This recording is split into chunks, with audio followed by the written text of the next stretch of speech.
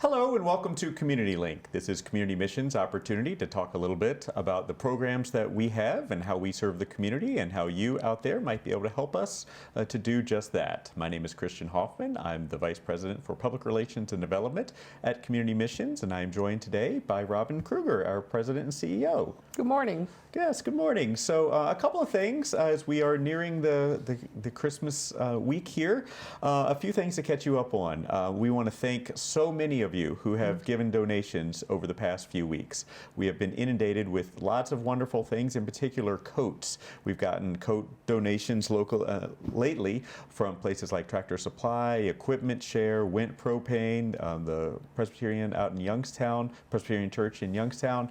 We are so appreciative for all that you're doing for us. We still do need some turkeys and hams. If anybody's out there doing some last minute shopping, we could certainly always use those to make sure so many of the families that are coming to us are taken care of here during the holidays. We're also in need of winter hats and gloves. We're good on the coats, thankfully, for now, but still always need hats and gloves to make sure that everyone stays warm. As we've all seen, this winter is starting out a little harsh. A lot of snow, at least down in my neck of the woods, and I'm sure we'll see quite a bit over these next few months. So if you could think of us in that way so that we can pass those on to the people in need as well. As always, we're always in need help with volunteers.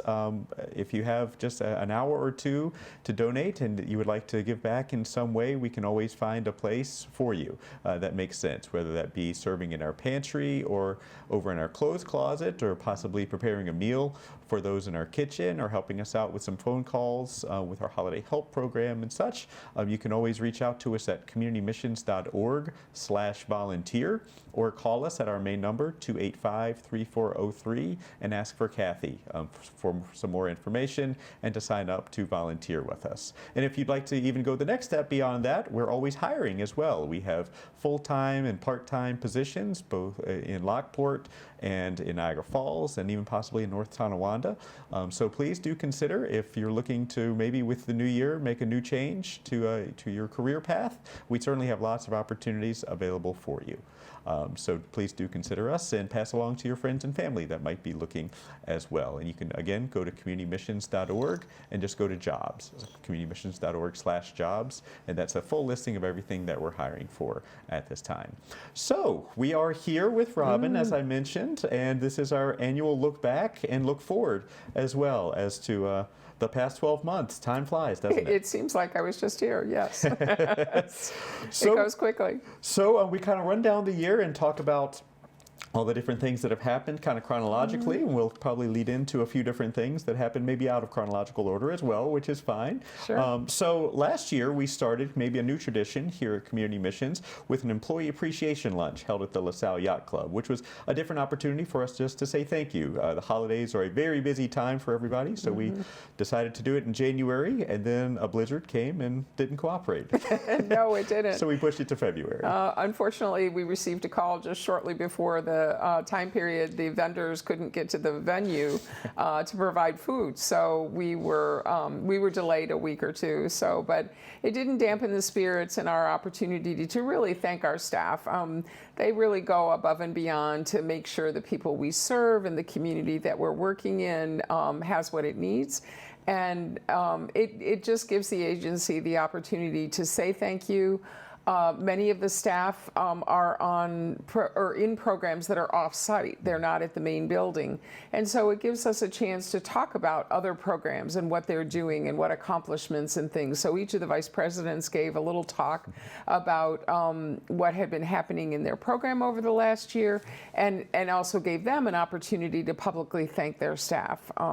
So that was really nice. It was our winter gala. So I think you can have a gala every year, but at the same time, this coming January, it'll be a winter gathering. And so, and the focus again will be talking about appreciating staff and also talking about why people stay at Community Missions. It's a very unique agency. There's all different types of programs, and people seem to gravitate toward what speaks to them and what they have on their heart, and also looking at where they want to serve in their communities. So, so it'll be an exciting time to do that again. So we're planning to make that a yearly tradition. When I talk to the public, there's a couple different numbers that I point to that people are surprised by. 23 is probably the biggest one that people take away, that they had no idea. We have 23 different programs. Sure. You hear about the kitchen and the pantry and maybe some mental health, but not the breadth. But really the big one that people I think are mostly surprised by is the number of staff. Yes. Like, it's hard to consider we have 160 staff. So people typically think it's 40 or 50, maybe, or something like that. But we have a lot more people that work with us, and therefore a lot more job opportunities as well. Well, I think the public-facing programs that you mentioned, our homeless shelter, our community kitchen, our food pantry, those are visible things that people see all the time. When programs are not located at the main building, they're kind of sort of out of sight, out of mind in terms of the breadth and consideration of the agency. The community services programs, which those are part of, really only comprise 5 to 6% of our $13 million budget. So although they are the smallest funding-wise, they are the largest impact that we have in the community for people. So as you said, many people have known, and of course over the number of years that I've been here, they were like, oh, I knew you had a shelter, I knew you had a kitchen, and you gave out food. I had no idea that you were all over Niagara County. And each location is different. They're not all the same as the main campus on Buffalo Avenue, but it does give us a chance to explain, tell our story, and give them the understanding that we really do cover so much area in the Niagara County community, and that we have programs that meet many, many, many needs, not just homelessness and not just food insecurity. So one of the biggest ways that we do that every year is their Sweetheart Dinner. So that is in March. We typically have a few hundred people that are able to come together and gather. We have lots of baskets and silent auctions, lots of ways you can win, welcome a winner. But one of the main things that we do there is also educate about one of our programs and such. And so the Niagara Path program is the one that we highlighted this past year and talking about their Lantern Project. And so the Niagara Path program is our newest program that came on board officially in December of last year. Yes, December of 2023. The program had already been running with Niagara County Department of Mental Health and Substance Use. They are a partner. And then there was a local service provider that provided peer work within the confines of the program. We were asked by the county if we were interested, because we do have other peer services within the agency. And so we took that program on. Sadly, the opioid crisis continues throughout the country, not just the county. And this gives an opportunity for people to provide awareness. It gives an opportunity for harm reduction in the process. We don't have the magic wand to make people stop using opioids, but we certainly can provide test strips and Narcan and other types of things to local community members and to local organizations that would at least help support individuals should that need arise or there be a drug incident. The PATH program, we're excited the county is expanding that program in February of 2025 to include the Lantern Project. Lantern Project is sort of like the county's version of Motel 6, keeping a light on. So, it would be great if people were deciding to enter recovery between the hours of 8 and 4, but that doesn't always occur. And so this gives people a very safe place to be with individuals who can talk with them, who have been in their situation, again, very peer-driven service, and help them get into a recovery center if they've made that decision.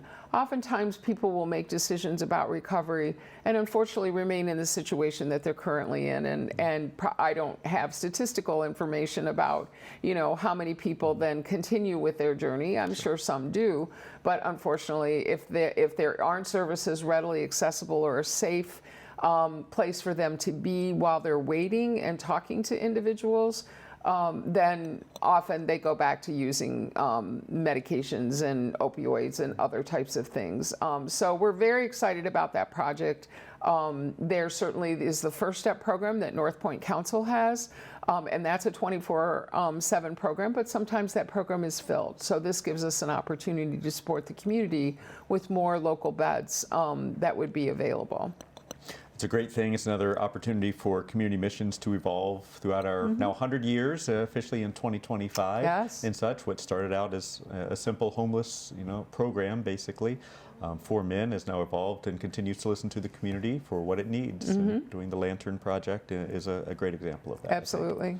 So our Sweetheart Dinner this year is scheduled for March 21st. Please circle your calendars. We'll be talking a lot more about that over these next couple of months as well. So March 21st, and it'll be... And we may be changing our name because having a Sweetheart Dinner in March, That's true, but the yes. focus being the 100th anniversary. So it might be Right. an anniversary dinner this Yes, year. will be- But bring your sweetheart anyway. Exactly.